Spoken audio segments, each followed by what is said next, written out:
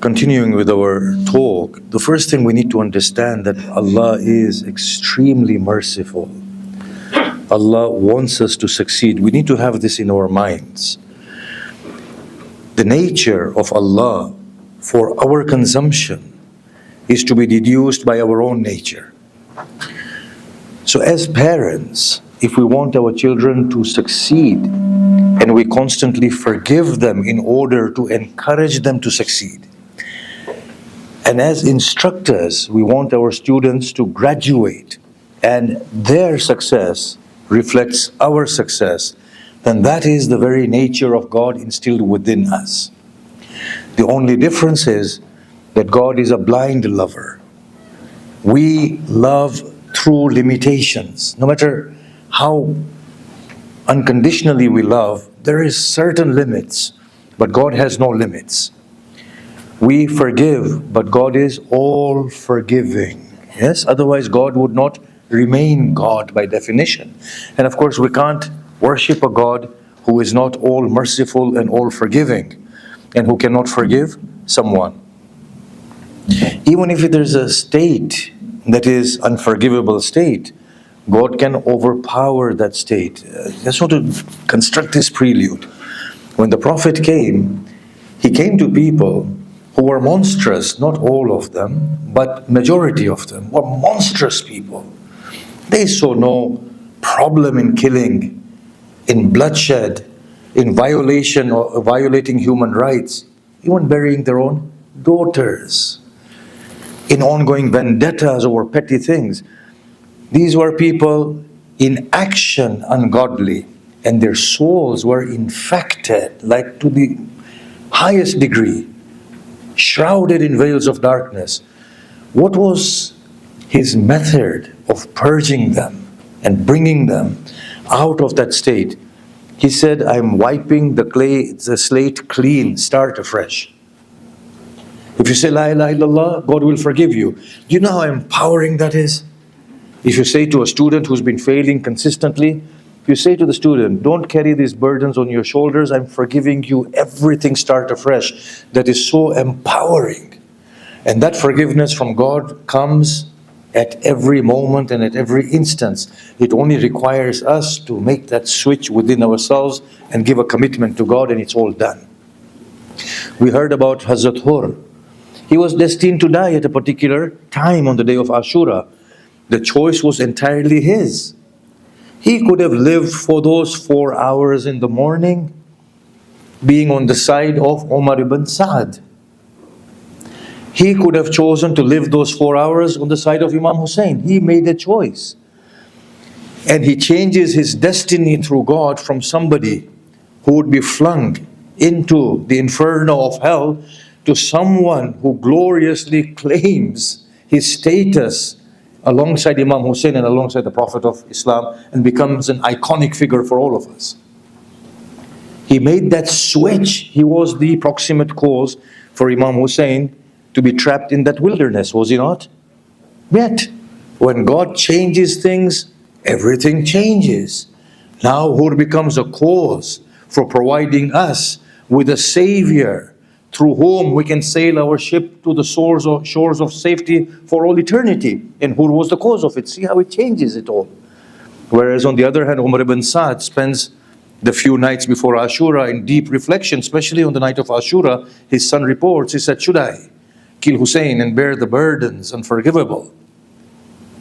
Or should I forego the land of Ray, killing of Hussein, and curse the yoke, the fettering of my hands, and the burning for eternity? Whereas leaving the land of Ray is to forego the apple of my eye. Then his soul justifies. But they say God is forgiving. Put Hussein to death and seek forgiveness for 2 years. Thereby rejoice with your land and escape the torment of hell. He did not live to get the land of Ray. It wasn't destined for him, and you know that from history. So as a principle, we need to understand God is forgiving. He has given us this opportunity for us to make good. Every breath is a very costly breath. Yes? I just want to say one more thing before I embark on this talk. When a person is dying, and we'll see this in a few days' time, he will say, Lawla akhartani. Why did you not postpone my death slightly? I said, no. وَلَنْ يُؤَخِّرُ اللَّهُ نَفْسًا إِذَا جَاءَ أَجَلُهَا. And Allah will not postpone the death of anybody when their prescribed time approaches. Finish. In other places, they will say, I'll give my whole entirety of my wealth to procure a little bit of life. It is at that point that we realize the worth of life as opposed to the worth of everything else that we amass in this world. When a person is dying and they're not endowed with God, they will not hesitate to give away their belongings, right, to procure a few more days. Now, if you find that difficult to understand, if our little child was dying, let's say we are ready to die, but if our little child was dying and we were told to give away all our wealth to secure a few more years, we would, without hesitation, give all our wealth away to prolong the life of the child, wouldn't we? None of us would hesitate. This is how costly life is. Every breath of it, every moment of it is very, very expensive. Now, after I've said that, I've realized that I shouldn't be spending time talking, but I should be doing istighfar instead. It's just dawned upon me. Salawat. Now, what we have to realize as we go into this talk, building on yesterday, that there is no paradise, there is no hell beyond us. That paradise that is beyond us, that hell that is beyond us, is a hell that we will reflect through us. It's a paradise that we will reflect through us. What is happening is inside there. Just as there are no idols, there are no gods outside us, there is a God in here that projects his own image on a God and worships it. We create God in our own image, and then we worship ourselves through the image of God. It is not difficult to believe this. We butcher children through the command of God. We hold ourselves as the chosen ones because God has chosen us. We allow ourselves to steal land because God allows us to steal land. Which God can be so barbaric? Tell me. Not God of the throne. It has to be the God I'm projecting on the throne. Can you see this? I am the chosen one. You know when we point fingers at the Zionists? It's a sickness within humanity. The Muslims are saying we are the chosen ones. The Christians are saying you can't have salvation unless you go through Jesus. The Jews are saying we are the chosen ones of God. The Muslims are saying the same thing. And then aside from saying the same thing as a generic group, the Shias are saying we are the chosen ones. The Sunnis are saying we are the chosen ones. There is sickness within us. We are infested with shirk, this arrogance, this intolerance, and we project it on the name of God, and then we worship ourselves through worshiping Allah. We need to awaken to this, that something terrible is taking place here. And of course, Allah is merciful, but what a shame if we don't get our act together, make the most of this opportunity, and then we awaken abruptly in front of our Lord, and then we say, even if we're not afraid of the consequence of what we've done, imagine the embarrassment we will feel. For a noble soul, it's not the hell that burns the noble soul, it's the embarrassment of standing before God that terrifies a noble soul. So we are the salvation and we are the damnation. And we will possibly recite in a few days' time the verses in which the Quran says, this is what you earned. What is inside you is projected outside you. Even today, we feel we are sitting in the same room. We are not sitting in the same room. Are you thinking I'm on something today? We are not in the same room. Seriously, we are not. We are in our own individual rooms. You are as I want you to be, and I am as you want me to be. None of us can share our experiences, physical experiences with each other. I am happy that I've got an opportunity to share with you. You are atoning for your sins being here, listening to me. I'm in a state of bliss. You are in a state of torment. We are not experiencing the same place.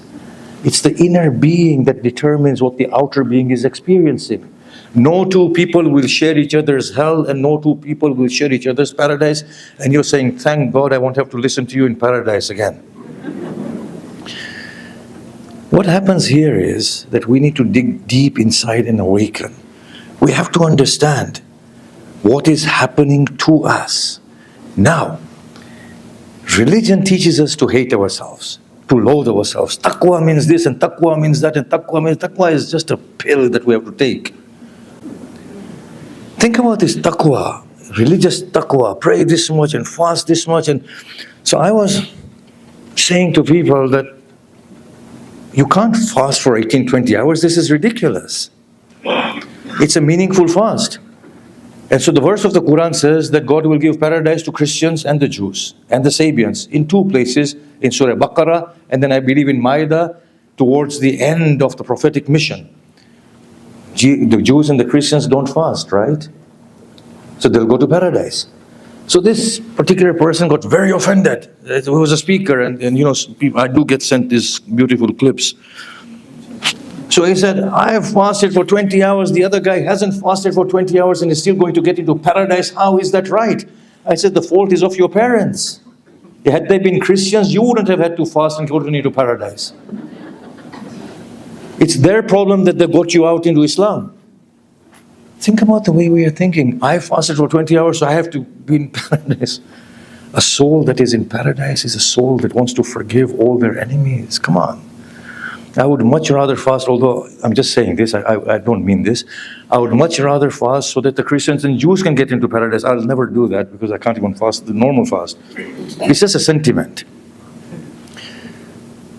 A soul endowed with God becomes like the Prophet Muhammad. This is not the way we should be thinking. Now, religion teaches us to loathe ourselves and to hate ourselves. Have you ever seen what happens to children when you teach them to hate themselves and loathe themselves? Do they ever arise as wholesome beings?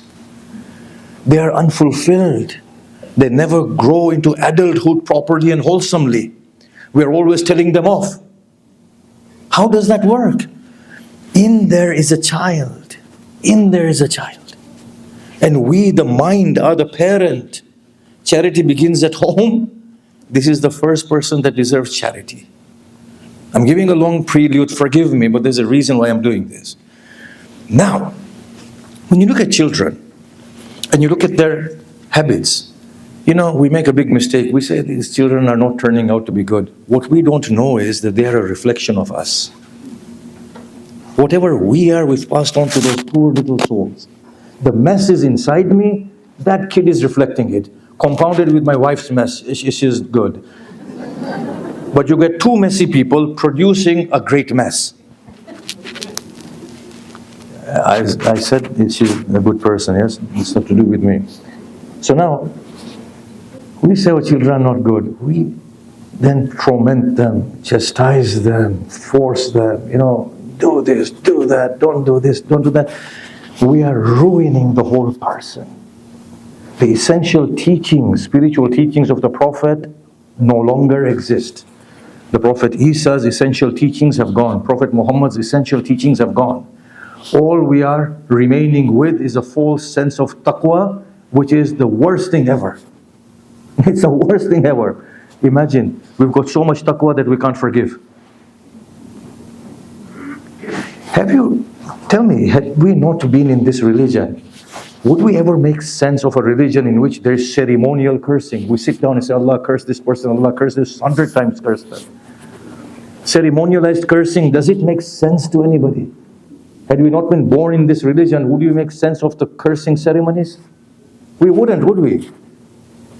We can't make sense, and that's why the best thing we do is curse each other. We're very good at cursing everybody. Have you seen that? It's a part of our psychological makeup. Because of the du'as that we read, they're full of curses. Some of the ziyarats that we read, they're full of curses. How can any sane, noble, godly soul make sense of such ceremonies? It's not from the Imam or the Prophet. You remember this event of the Prophet when the angel of death is taking his soul and he says, it's very painful. And the angel says, dear messenger, this is the least amount of pain anybody will incur. At that, he said, in that case, give me the pain of the sum total of my ummah till the day of Qiyamah, so that none of them have to go and endure this pain. That's the blessed Prophet. Yeah. So when we look at the children, we should say to ourselves, actually, these are my problems that the child is carrying. And so my attitude should be different. Now that attitude should be within us for our own self. You see, we are not clean slates. We are not innocent people. Yes, we are. We don't have any sins before birth. I acknowledge that.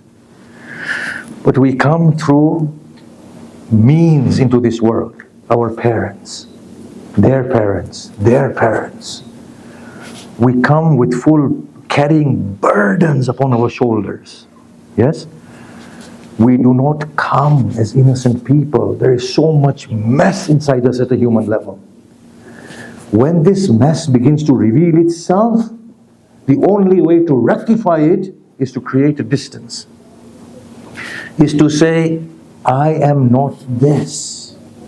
This is alien to what I am. As soon as we can create a distance, then we can deal with it. As soon as we identify with it, we fall in the falls of shirk. That I am this, and that we want to preserve that identity. That is where the problem of shirk takes birth. In trying to retain this false person who I am not. And all the loathing and self-cursing and all the glory and proclamation of my pride comes from that mistake. That we are not distancing ourselves from the false person, and the false person is not even me. But if we can understand the art of doing this, then we will see that those evil traits that we have are the biggest potentials for our growth. You see, God has engineered things in this world for us to reveal to ourselves what is lurking within us. So God will place a test, and that test is a mercy. And through that test we will reveal what is hidden within us. Once we reveal it, the idea is that we look at it and we say, this is not me, and rectify it. As soon as we begin to hate ourselves and loathe ourselves, we are firmly identifying with that trait. And that is not us. So when it comes to bravery, and there's an opportunity, the Maulana will run away. There is that opportunity that, look, you are a frightened person. You are extremely frightened. And I'm going to develop this in a bit. You're very, very frightened. Maybe you should acknowledge that instead of making excuses for yourself. Maybe now you should sit in front of Allah and say, Allah, you know what? I say you are one God and you're all powerful and you plan the best, but forget that. I don't trust you. I'm afraid, and I don't even believe that you can help me. Because if I could believe you would help me, I wouldn't be so afraid. First, acknowledge the problem. Acknowledge the problem and then say, now let's go towards rectification. So that's the way the journey is supposed to take place. So we need to distance ourselves slightly from what we are showing and portraying. So I'm going to emphasize that point once again with an example. If we don't understand that we are salvation and we are damnation, let's give this example. When a student goes to university, what is success? And what is failure? Is success achieving a job that pays large sums of money from university education?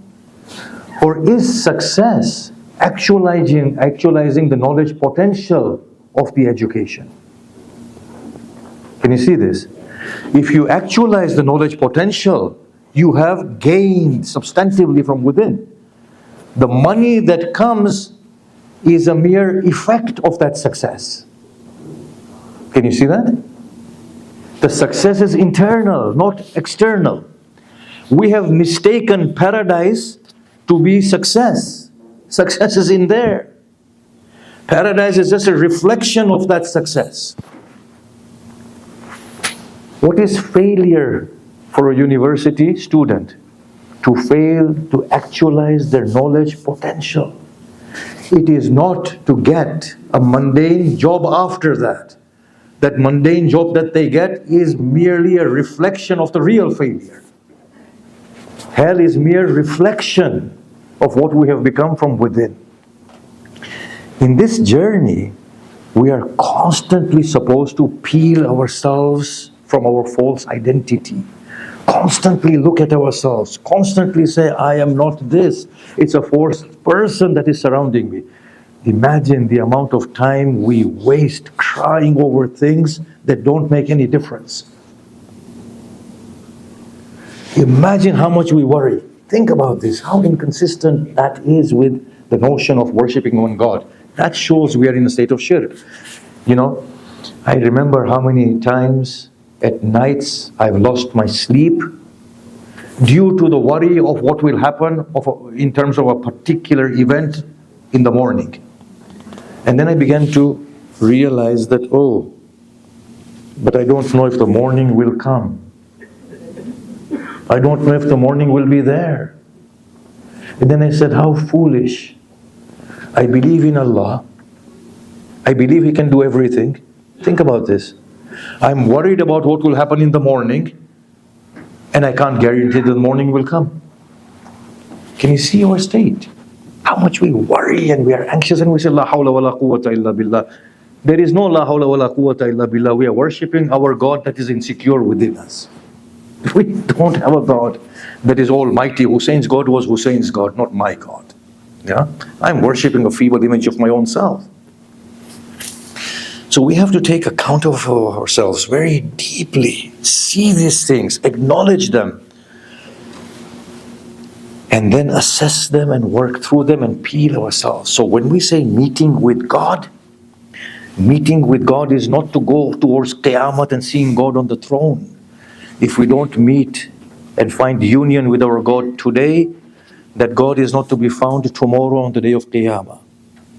Lima hashartani a'ma, the soul will ask. Why have you raised me blind? Well, you were blind to me, and today you are blind. If God cannot be found in this hole right now, He is not to be found in the Kaaba. If God can not be seen in the hearts and the eyes of His creatures, He is not to be found anywhere else. How strange that we break hearts of each other wherein God lives. And then we preach about being kind to the creatures of God. We are breaking the temple of God in the name of God for the sake of God. Imagine our state. So here is what the Quran says. Wal asr innal insan fi khusr. Man is in a state of loss. We are in a state of loss because of time. We have come here with a very limited time. That time is passing by, and we are not awakening to the urgency of the task ahead of us. 20 years ago, I used to get offended when people criticized my lectures, and I still do. What does that show? That I haven't progressed in the last 20 years. Shall I tell you a story on that note? You probably heard me say it before. So I went to a community to lecture in my younger days, and they made it a big deal that Arif is coming. They didn't call me Shaykh Arif at that time. Agha Arif or something. Arif is coming. And there was such a huge crowd thinking that this guy is going to just talk about things we've never heard before. I stepped out of the lecture hall, and that guy, one was saying to the other one, what a waste of time. Even my friends came to me and said, even when you don't prepare, you're better than this. Man, it crushed my ego to such a level, and it offended me, it hurt me so much. And then I realized that I live for validation. That doesn't mean don't prepare a talk, by the way, but it said to me about myself, this is where you are. You are made by their approval, and you're broken by their disapproval. This is where you are. How will you meet God? We are meeting with God. The meeting is an internal meeting. The meeting can only happen when we allow God inside. But that's also a mistake. God has never been the other. God is the one. When God is the one, how does the meeting happen? By me removing my own self from my own self. Let the beauty of the divine emerge from the soul and let him reclaim his own. The meeting of God is now. And how is the meeting of God? Not, of course, by prayers and fast and everything, but not by rushing to the Kaaba or towards that and meeting him at the throne. No. Is by allowing him to emerge through us. And how do we do that? By losing our own selves. And that's the only meeting with God that makes any sense. Now, if you look at the Quran, it gives us prescriptions of how to meet with God. وَالْعَصْرِ إِنَّ الْإِنسَانَ فِي خُسْرٍ لَفِي خُسْرٍ إِلَّا الَّذِينَ آمَنُوا وَعَمِلُوا الصَّالِحَاتِ. Except for the people who bring faith and perform righteous deeds. What is this? What is this? What is the meaning of everybody is in a loss, save people who bring faith and perform righteous deeds? I've brought faith. I perform righteous deeds. I'm still not charitable. Because I think righteous deed means praying and fasting. I still do lanat and curse on everybody on this earth. I still hate people. My heart has no mercy for my neighbor who's not a Muslim. My heart does not break at the plight of the Palestinians. My heart hates the Zionists. But what if I was born as a Zionist? Wouldn't I want you to have mercy on me so that I may be educated and evolve? Can you see this? By hating a group of people, we are further prolonging the problem, aren't we? Until and unless all of humanity, and I'll talk about this at the end, until and unless all of humanity as a collective reforms, we've all failed. We have all failed. I often ask myself, what is the difference between me and Saddam Hussein? Aside from the lack of capacity that I have. If I can do injustice to my insubordinate in the limitation of my capacity, then if I had the authority that he possessed, I would do no other than what he did. The very fact that I can do injustice, even to an extent, to my subordinates,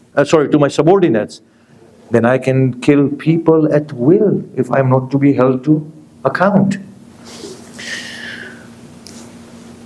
What is Iman and Amalun Saleh? You see, Iman in the book of God means being directed, firmly committed and directed. That's what Iman means. It does not mean lip service that I believe in Allah. It means I am committed to Allah. And how are we committed to Allah? It does not mean only praying and fasting. It means no, I am committed to you in the sense that I will uphold you and your traits beyond mine. Can you see that? If I'm committed to God, then God is my direction. Then Allah says, يُخْرِجُهُم مِّنَ الظُّلُمَاتِ إِلَى النُّورِ. He purges them from darkness and brings them into light.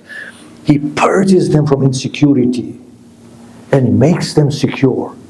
He purges them from hatred and makes them merciful. He purges them from greed and makes them charitable. What else does it mean? Tell me. What will we take with us in the next world anyway? What namaz and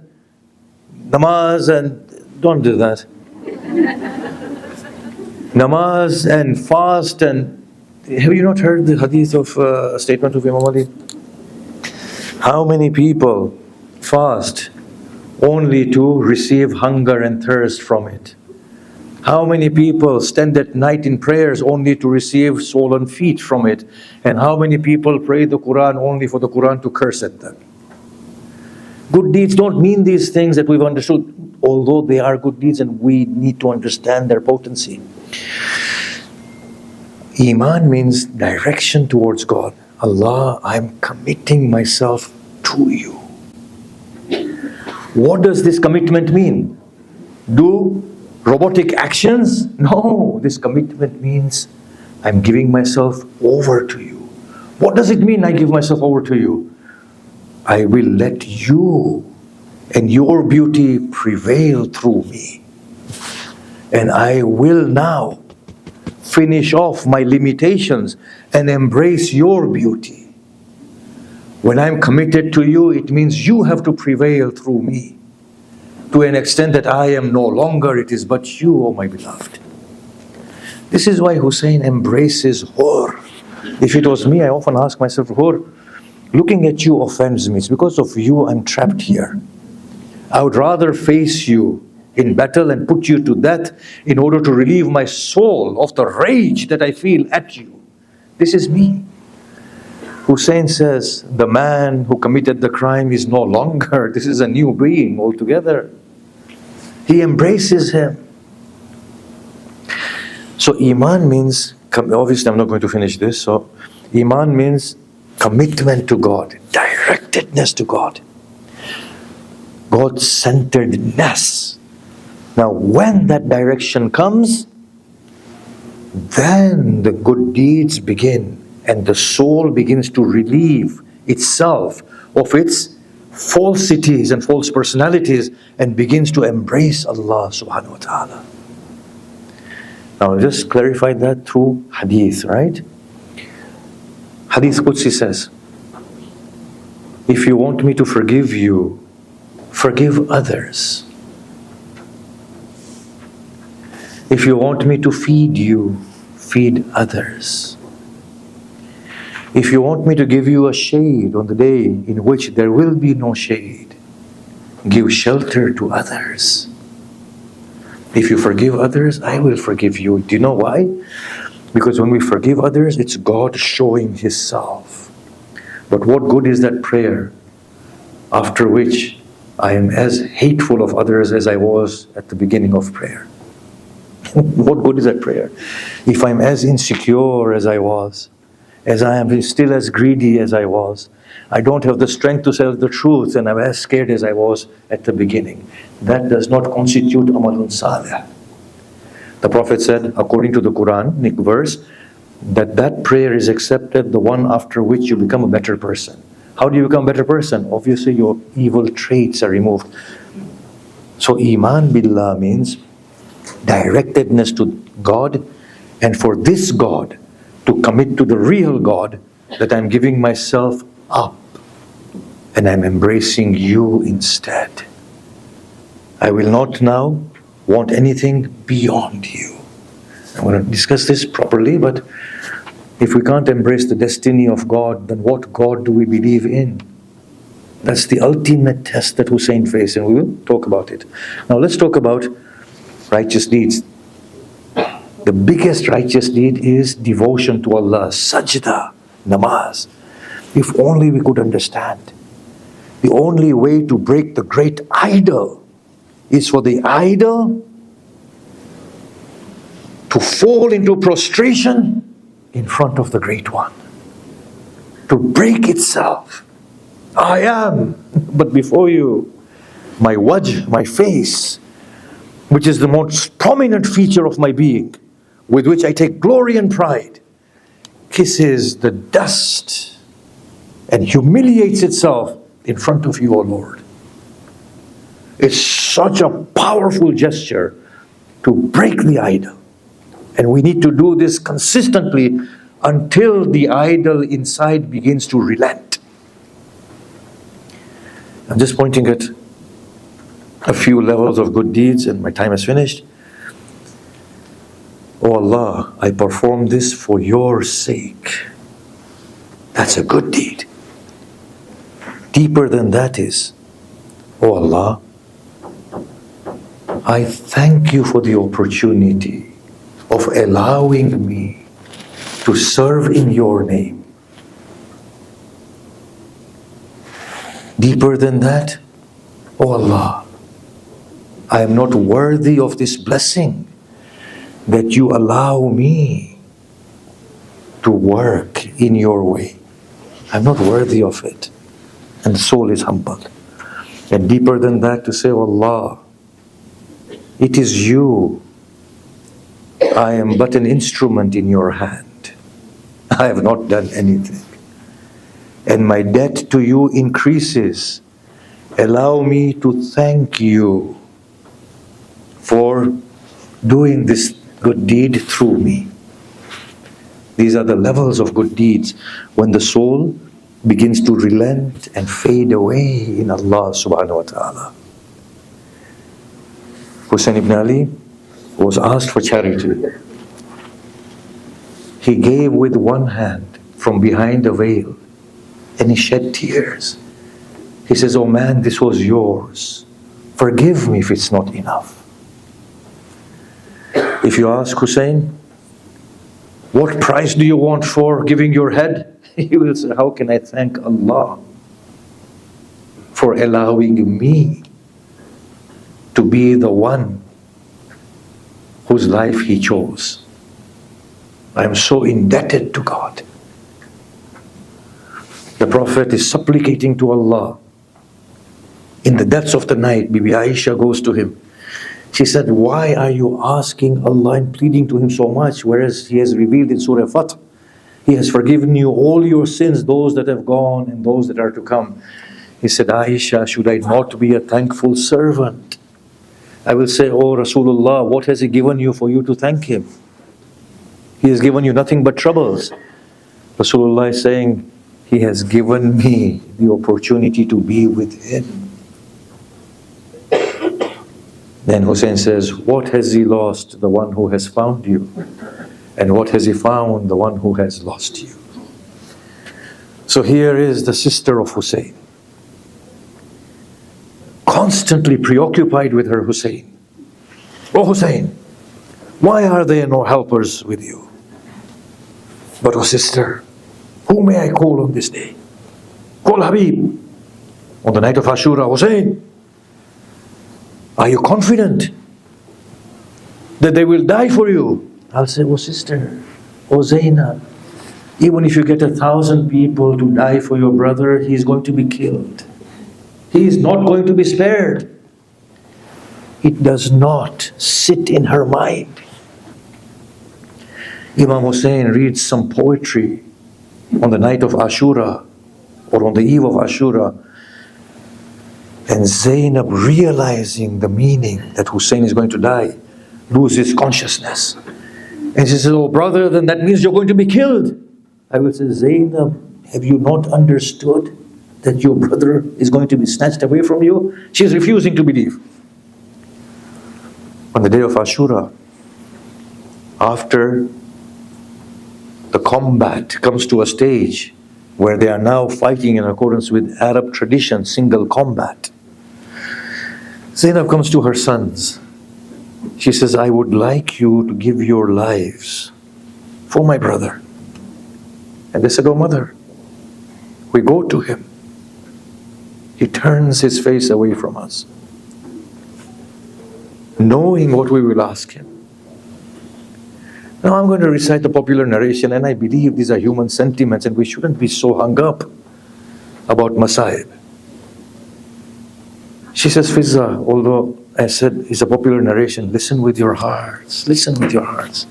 The love of Hussein and the tears for Hussein and the broken heart for Hussein is the biggest ibadah because it cleanses the ego." She says, "Fizza, call my brother." As Fizza comes to Hussein, "Your sister summons you." He comes. She says, "Oh brother, look at me." He is refusing to look at her. "Look at me." He looks at her. "How will I see our grandfather on the day of judgment?" But Abdullah may be angered that his sons are killed. It is not so. Abdullah brought them. He said, "If anything were to happen to Hussein, give my children." Reluctantly he accepts. Now we find this in some makatib, that she cleans them, puts fresh garments upon them, combs their hair, as if she is dressing them. is a sister. As they go into the battlefield, Umar ibn Sa'd says, who are these? They are the children of Zaynab. I'm astonished at the love this sister has for her brother, that she has sent them to die. The children are killed. Hamid ibn Muslim says that he lifts the children in a way that their chests are in the arms of Hussein and their feet drag upon the dust of Karbala. Abbas ibn Qummi says that whenever Hussein brought a body back, the ladies would come and ahead of them would be Zaynab. On this occasion, the women are there, but he does not see his Zaynab. Abbas Qummi replies that she did not want to cause her brother embarrassment. Hamid ibn Muslim says, I witnessed the scene on the 11th of Muharram. Everybody was accompanied by a woman crying, but for two. I said, were they without a guardian? I was told, no, they are the children of Zaynab. Why is their mother not weeping upon them? I was told, go ahead and you shall find Zaynab. I went ahead and she was in the embrace of a headless body. I said, Zaynab, would you not spare a tear for your children? And she said, I have given them for my Hussein. Rahmallah man qara al-Fatiha.